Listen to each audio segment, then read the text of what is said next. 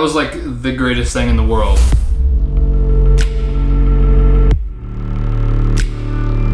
What is up, people of the internet? Today, we're going to be watching Unleash the Archers Awakening. Super highly requested by you guys. There was like 100 requests for this, and it's been on every single video I've released. And it's not by the same person, it's by everybody. Take a quick second to say thank you guys for all the support. It's been insane watching the numbers go up on this channel. Truly, truly appreciate it. Anyone taking the time out of your day to click on the videos and spend some time with me, it means the world. If you guys have Instagram and haven't followed me yet, there's a link in the description, or it's on the screen right here. Follow me over there. I'm an actual photographer as well as doing all this stuff. So check out my Instagram if you have one. And if you don't have an Instagram, get your life together and get an Instagram already. It's 2019 almost. I post stories every single day and actual decent photos, so you won't be bombarded with selfies. I also have a vlog channel linked in the description or at the end of the video, every single one. Check it out if you're interested in more of me or like behind the scenes. You'll catch that stuff over there. All right, Unleash the Archers Awakening. Let's hop into this.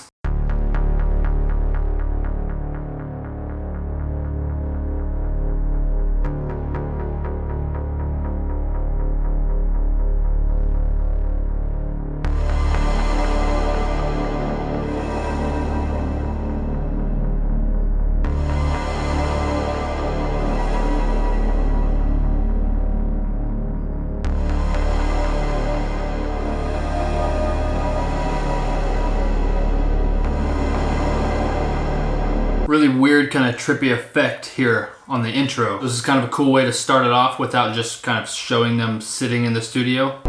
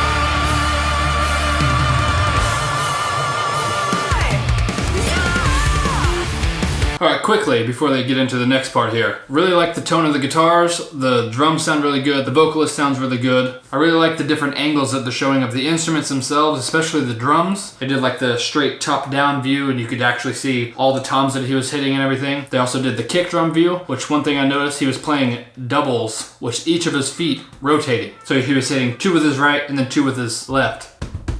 So it was right, right, left, left, right, right, left, left with his feet, which is kind of a difficult technique to actually get down. Also, another female vocalist. I promise I'm not actually trying to do only female vocalists, but that's just what's the highest recommended. She is really, really good. I didn't expect that voice whenever I first seen her, which seems like a common theme with these female vocalists. It doesn't really look like they can do that sort of thing, and then that comes out of them. Also noticed the way that the bassist was picking. He didn't have a pick. He was using his 3 fingers, rotating between his thumb, his pointer finger, and his middle finger, where he was hitting the strings, and that's how he was keeping up with those galloping type riffs that they were doing. That was pretty interesting. You don't see that too often. Usually with this sort of music at all, the bass player uses the pick, so you can tell that they definitely have a solid bass player who really knows what he's doing. I also like the couple harmonizing guitar parts that they've done so far. Whoever filmed and edited this has done a really good job showing different angles of all of it, because these studio playthroughs can kind of get a little bit boring to watch. This has not been boring whatsoever. Kept everything moving, good, nice angles, everything's crisp and clear, so good job to whoever filmed this as well. Let's get back into the song.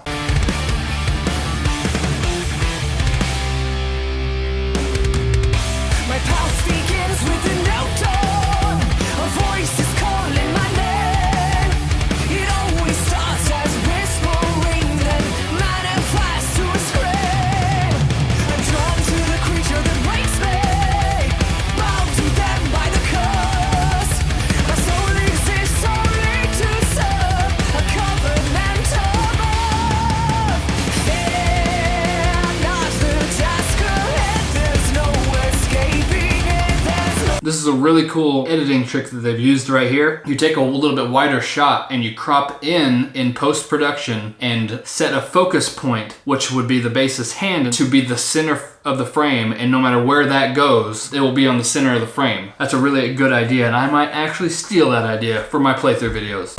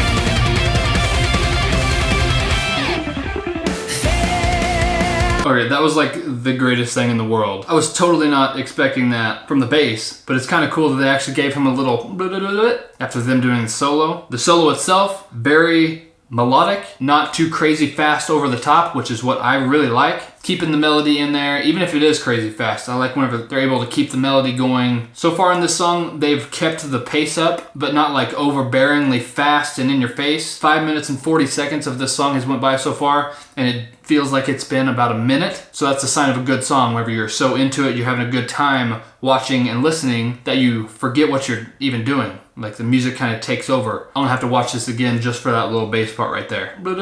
So far, really liking everything that they're doing.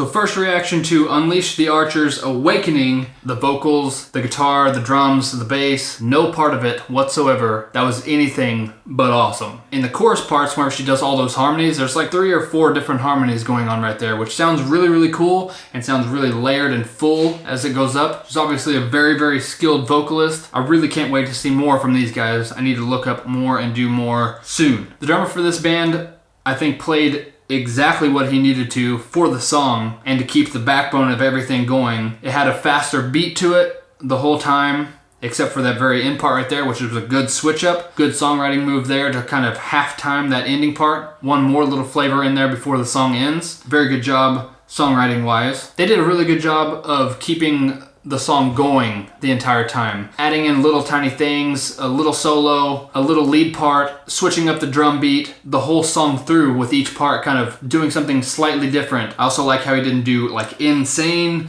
crazy fills in between. He just kind of kept it going. Did a fill that was leading to the next part and it didn't feel like something was cut off or it was the drummer thinking he had a 5-second drum solo real quick. Everything he did was like transitioning to the next part. It had a really good pick attack. You could hear whenever the pick hits the string, the attack on the string, it's called. I like how the kick drum sounded. It had a nice punch to it, but it wasn't like cannons going off every time that he hit the kick drum. The snare drum sounded really good. The cymbals sounded really good. He was playing a bass without a headstock. That's pretty cool. I really like how they showed his actual fingers, like close-ups of the bass's fingers, especially since most bass players use picks these days. It was cool to see him doing that and see it up close. And I really, really like that little bass part that he had at the end of the guitar solos. That was cool for him to get a little moment to really shine as well, even though that was like the shortest part. They still gave him something, and that's more than bassists normally get. Any of you bassists out there would agree with me on that. All in all, this was a great song, great musicians, great video. Really liked how they filmed and edited this. Gets a complete thumbs up from me. I can't wait to hear more from this band and see what else they got, because I liked everything about that. Thank you guys for suggesting that song. If you like what I'm doing here, hit the like button, hit the subscribe button, join everyone else who has, and I'll see you guys in the next video.